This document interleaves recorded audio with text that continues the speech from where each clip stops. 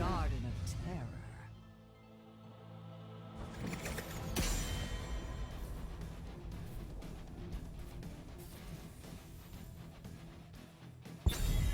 And we are live for some Chair League action here on Garden of Terror. My name's Terraspaz, and I'm here to bring you a match between Offslaught on the blue team, Avalanche on the red.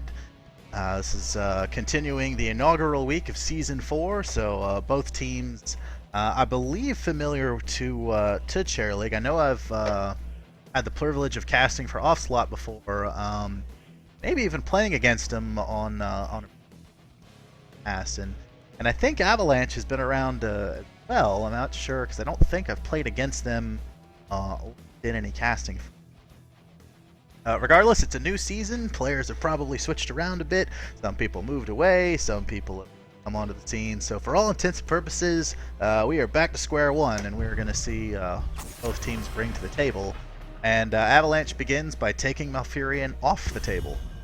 Pretty solid ban. There's a lot you could do with Malfurion. Just kind of take him as an early pick to not really lock yourself into a whole lot, and ban on Brightwing from Offslaught, which here lately isn't a hero we've seen a whole lot of, but certainly can have an influence on this map with objectives fairly far apart from each other. And if you don't necessarily know where you need to be as Brightwing, it gives your teammates the ability to figure out where they need to go and get that last bit of experience before warping in at the last minute. So clearly both teams prioritizing supports. We wouldn't be surprised to see each team pick a support early for that reason, just in case that they have to start going into 4th pick, 5th pick, 6th pick supports if down to it. Ragnaros, the first pick for Avalanche. The fairly strong response to the Terror, I think. I'm not really sure how that interaction works. I haven't gotten to play with Ragnaros while he's staring down at Terror and Roots are down. I guess it's a way to make your tower fight back for a few seconds when it otherwise couldn't. It'll be neat to see how that plays out. Falstad and Ariel going to be the picks for Offslaught, and I could have sworn I almost screwed this up because I almost thought that first pick was Muradin, because I guess I'm a little bit racist and all dwarves look the same. But no, it is Falstad. So Offslaught definitely putting a strong emphasis on mobility, taking Brightwing off the table from Avalanche, picking up Falstad very early in the draft. But there's this is a new age. This isn't last year's Heroes of the Storm. There's several options available if you demand a large presence on the map, and Dahaka's certainly a great choice for that. See what Avalanche wants to follow that up with, and they're going to go deep into the tank for supports. They're saying, you know what, we're confident in our plan. It doesn't matter if we have to dig a little deeper on supports. We're gonna have enough damage and mobility that we're just not gonna need them. We're just gonna go somewhere, kill something, and then keep going. ETC also a tool to move around the map very quickly once heroics get. So we could just see a pinball of heroes all over the map if this continues. Should be real exciting. The Banhammer now in Offslaught's hand, trying to figure out, well, what do we want to do with this? And they do take another support off the table in the form of Rhaegar. Might be able to mitigate some of the damage that Ragnaros is going to be able to pull off, but at this point, once 3 supports have already been taken off the table, it's almost a guess of, well, what heroes are common? What heroes the other team likely to have experience with? And certainly as popular as Rhaegar was a few weeks ago, before the Brawl nerfs, it's an easy assumption that somebody on Avalanche's team probably knows how to play Rhaegar. So even if it doesn't blend perfectly well into their composition, being good at a hero still has value, even if it wouldn't necessarily be the best hero for what you're doing. So a strong ban from Offslaught. Tychus coming out from Avalanche, I guess expecting a big, beefy frontliner coming up for Offslaught, and they've certainly got one in the form of Johanna. Hard to get beefier than than the Crusader from Diablo. We'll see what the follow-ups can. Probably, I would think, needs with this pick or the next some more presence on the front line. The wave clear is pretty okay so far. Johanna, Falstad, Ariel, none of them are spectacular at it, but they can all, chip in. They can all, with somebody else, they should have no issue dealing with the lane. They seem to be in an okay spot. Still a lot of flexibility in the direction they can go. What that's gonna be with Tychus off the table. I mean, that does kind of open them up to pick another kind of slow, big, dumb hero. And but they'll instead pick Nazeebo, somebody to fend for themselves and leave their flexibility for that last pick. One of the advantages of picking second in draft, I've been finding at least, is if you're not quite sure exactly what your team wants to look like, if you want to get a complete picture, if you can build the skeleton of a team, you can use that fifth pick to really push it in a direction to deal with whatever your opponent's presenting you. You'll have perfect information at that. There's not going to be any more bans coming, exactly what the other team's build's going to be. So if you could give yourself as many options as possible for that last pick, it can really serve you well. But speaking of last pick, it's Avalanche filling out their team. Still missing support, so I would expect to see one there for sure. The question is really who? There's not a whole lot of auto attack, so Lily may not be the choice of hero, but it is going to be Morales, and it looks on the surface at least like a fairly strong pick. Offslaught, with their 4 heroes shown, isn't representing a whole lot of diving potential other than maybe Falstad jerking behind a barrier trying to throw out some hammers. But I mean, Ariel's not getting in there, Johanna's not getting in there, and Nazebo's not. So barring some wonky positioning and Morales getting caught in a zombie wall, she should have plenty of support in front of her to keep her safe. So I really like that pick from Avalanche. I think that's gonna pay off very well, especially with 3 melee heroes in their midst. That they're going to be taking damage being in the front line. That's an inevitability, and knowing that there's someone nearby to run and top that off fairly quickly, I think Avalanche have assembled a very strong combination, and I think they've done well getting what they wanted to put together in the draft. So, and there's that other frontliner from Offslaught. So that could be an answer to pour some damage deep into the back line of Avalanche if Thrall can get in there, if Ariel can keep his health up, which, looking at this, she does have a lot of fairly good crown targets between really everybody but Johanna. So if Offslaught can communicate well and figure out what the sequence of abilities is going to be, where the damage is going to be coming from, then Ariel can really keep her hope off the charts and make it really hard for Avalanche to pour out enough damage to really impact I really like the draft from both teams. I think it's going to be a real solid match, and this isn't even talking about how the lanes are going to, or how teams may interact with the objectives. I will be excited to see Ragnaros staring down a Garden Terror. I think that might be 2 of the largest player-controlled things you can have going at each other. Because I think the Garden Terror is a little larger than a Dragon Knight. Not sure. But either way, we are loaded into Garden of Terror, and we are live. On the blue team for Offslaught, we've got Skeptic on Thrall, Bulgy on Johanna, Aranur on Ariel, Wakuns on Falstad, and I Like Men on Nazeebo. And for Avalanche on the red team, we've got Bar on Lieutenant Morales, Draw on Dahaka, Fonzie on ETC, Ghost Dunk on Ragnaros, and Killed by Me on Li Ming. Gates are down, teams are rushing headlong down the middle lane for a Destiny of Violence, which going to start with Bulgy kind of scouting out, making sure there's not going to be any kind of surprise pick on push on their side. A little bit of skirmishing around. A big blast wave coming down from ETC. A big dive, but a whole lot of damage coming out. Can ETC escape? It looks like the answer is yes. Morales just pouring mana into him, trying to get him back into the fight, forcing the early tap. But as early as that was, that should be available again for when the objectives come up. So it's almost better to tap the fountain super early than maybe after a minute or two. So all in all, just a bit of scrapping around, nothing huge poured out yet. Nazeebo and Dahaka doing their dance here in the bottom lane. I would expect Nazeebo to slowly push this lane forward and slowly force. That is going to take some time, and wouldn't see any immense structure damage. Up in the top, we got Ragnaros and Thrall duking it out with each other. A big, violent hit. Both heroes have the pour out a whole bunch of damage on each other with big hammers, and like Thrall will escape to safety there.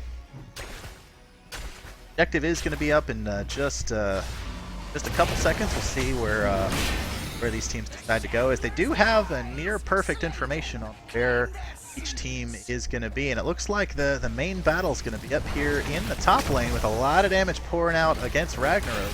Dahaka burrows up to interrupt and try and pull the save. It looks like Johanna may be in a bit of peril here, but she does pop her trait and escape to safety, stealing just a few seeds here from the top. So not a colossal advantage, but you know, every seed counts. So it looks like Avalanche is going to commit all 5 heroes to burning down this terror as fast as possible, so they can get the seeds and maybe try and scoop up some more from the bottom. But looks like Offslaught instead is going to commit to trying to soak up some experience along the way, as Thrall's just sitting here in the bush trying to get some experience, make his presence unknown, waiting until he sees Avalanche rotate down to the bottom and knows that it's safe to do. Good awareness from Thrall, knowing to get in, but unfortunately that rotation may be the end of I Like Men, as Nazeebo is the first takedown of the game. Johanna has to escape to safety. The rest of Offslaught trying to scramble to get whatever seeds they can, and they do get enough to deny the initial terror for Avalanche, but it's not enough to save Volstad. So a 2-for-0 in favor of Avalanche, and well, it looked like they were kind of falling behind there on experience. They were able to quickly recover with a couple quick takedowns. Back to the lanes, both teams fairly close to a terror, but not able to achieve. And it looks like we may have a bit of an engagement here, as Offslaught rotates up to this B step in ETC, but he able to get to safety. Johanna and Ariel and Falstad, everyone's B step. We're having a great big time here, but Johanna may want to be careful. Health dropping just a little bit low. Meanwhile, in the bottom lane, Nazeebo and Dahaka trying to get an edge on each other, and Nazeebo giving himself a safety wall, something to zone Dahaka out for a little bit. But all the while, not a whole lot going on, other than pressing the B button. Teams very excited to press the B button. A lot of damage coming out on Dahaka. Gonna have to force some sort of a restoration maneuver, tapping a fountain, Arthen back, and we'll see how this comes up. Zombie wall behind Dahaka. Here comes Johanna trying to secure the kill, but Dahaka should be able to get to safety. Looks like he was gonna dodge that condemn just well enough. Meanwhile, next round of seeds should be alerted here pretty soon. Looks like Li Ming is gonna try and get things going by taking a siege camp here. Try and get that pressure in down the mid lane once teams have to commit to either top or bottom. So if the timing works out, that could be could represent a fair bit of damage. In fact, almost capping it. Health just not quite there to finish it off. Morales has to come up and use her little pea shooter to finish things off, but they do get the camp, and maybe that delay may be beneficial, but looks like it's going to get countered by Nazeebo taking the opposing siege camp. Flash here in the middle of the map, and probably wipe each other out unless one of the teams can inflict a large amount of damage. Looks like Offslaught's camp is going to fall rather quickly, so Avalanche may be able to get some structure damage with this push if they can get some of the damage of Offslaught away. But there's just so much punishment coming out of Falstad and Nazebo that they are able to mow those siege giants down quickly. And all in all, not a whole lot from that. But the numbers now in Avalanche's favor, but not for long as Johanna comes up from the bottom. And it looks like it's all hands on deck. A huge zombie wall is going to put Morales in a lot of danger, and Avalanche is in full retreat. Health pool's fairly low, not a lot of mana on that Morales. But Fountain is up, so they should be able to rotate down to bottom to safely get enough seeds to secure their first terror and get a good investment on the second. Both teams not looking to take a lot of risks here. Falstad making a really aggressive move, trying to see if he can scoop anything out from the bottom. Flies right over 3 members of Avalanche and says, nope, never mind, thought better of this, I'm out of here, bye. So both teams safely getting terrors on opposite sides of the maps, not looking to do anything super crazy here.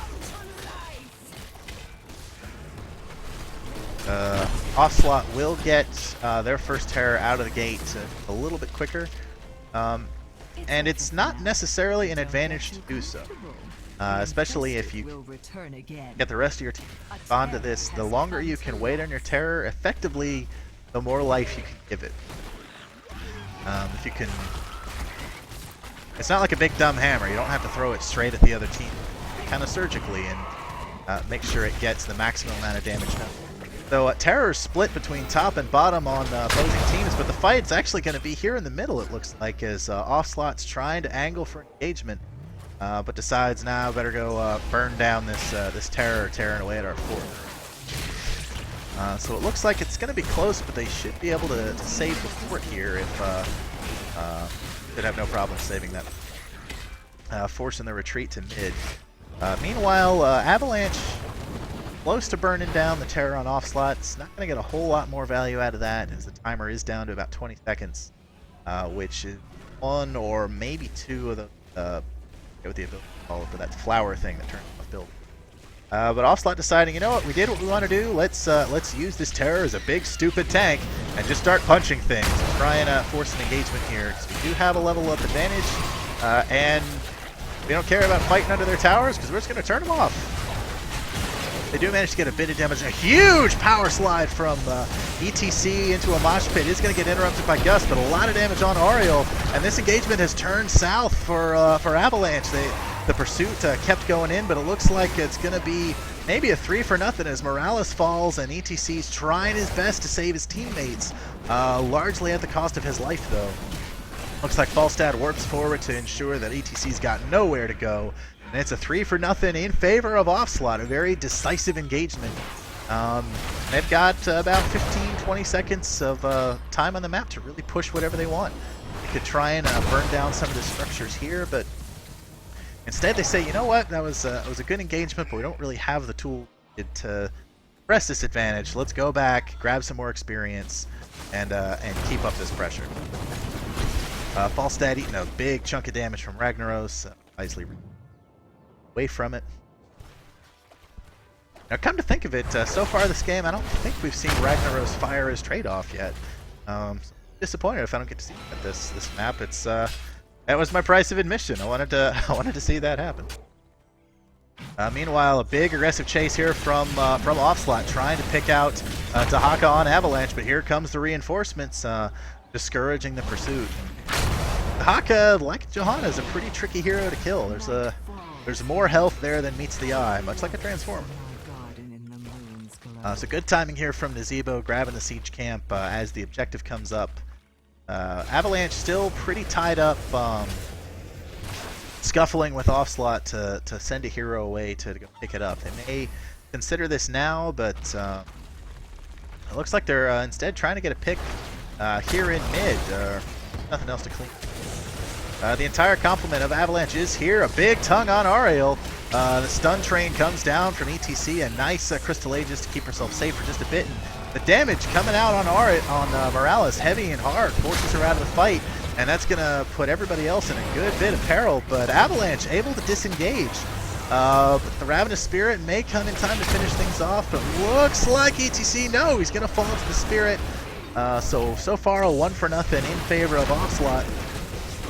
And there's Ragnaros. There's the Fire Lord we've been waiting to see. And Bulgy does not know that this fight is over yet. He says, I'm here to take some names and step all over your faces. But does retreat in the end.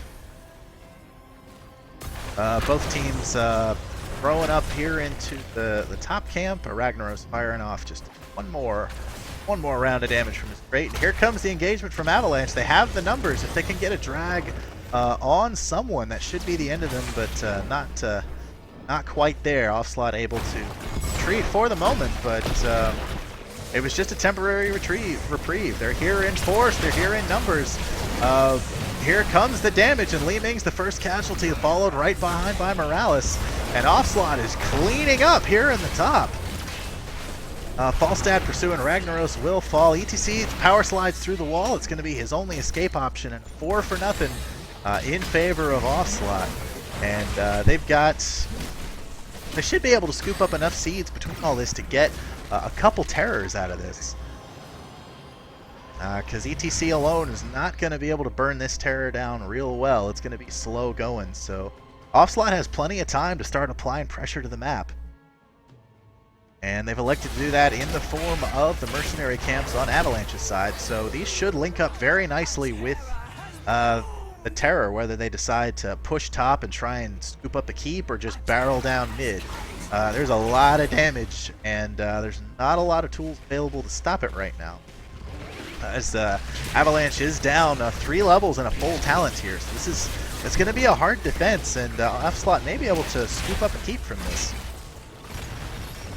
Unfortunately, the terror being relegated to defense means he's a big body, has a lot of health, punches really hard, but his abilities don't quite have the same impact. A big mosh pit trying to give Avalanche a chance to let his teammates pour out the damage, but that level differential is just really brutal right now, and can't secure the takedown. That's going to leave Avalanche in a rough spot as Dahaka does fall, but everybody else at very solid health.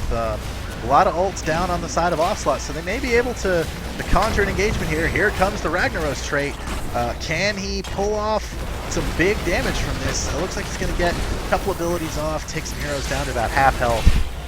Crucially, exits on the right side, making himself quite safe. But it looks like Offslaught is going to be able to secure that key. And it seems like it might be aggressive to try to close out here. They do have a siege camp behind them. Avalanche is only missing ETC, but there's just so much raw damage pouring out of Offslaught that is going to be the game and the match in fairly decisive form. It was man, once the game hit I think heroic levels, when it really towards the beginning of the game, it was kind of cautious, kind of slow, kind of no one wanted to make the first mistake, right? It's the first game of the season. It's easy to take the safe plays, take the standard plays, don't do any crazy rotations, get experience, get to 10s, don't make many blunders on the way. And both teams did that well. But once heroics came up, I mean, ETC had a couple incredible mosh pits starting off, able to get several heroes in at once, but Offslaught had plenty of tools to stop, to disengage. Either the Johanna Condemn or the Falstad Gust. I mean, I don't think I saw a mosh pit last for more than a second. So an excellent job from Offslaught being able to disengage what was a very strong position. Being aware of that, I think, really helped them out. And yeah, it was a strong stand from both teams, but once that level differential got so high, it's real hard to recover, especially when a large chunk of your damage relies on Li Ming getting quick takedowns to be able to fire off another round over and over. Really where she shines, and not being able to get that level of takedowns really limits the amount of damage you can pour out. And I think that that early lead by Offslaught really put Avalanche in a run towards the end of the game. But well played on both teams. I liked the performance in the individual team fights. It just happened that Offslaught managed to win enough of them in a row that the game almost became untenable, and they were able to secure a victory. So unfortunately, there is only one W, and today that W is going to go to Offslaught. Congratulations to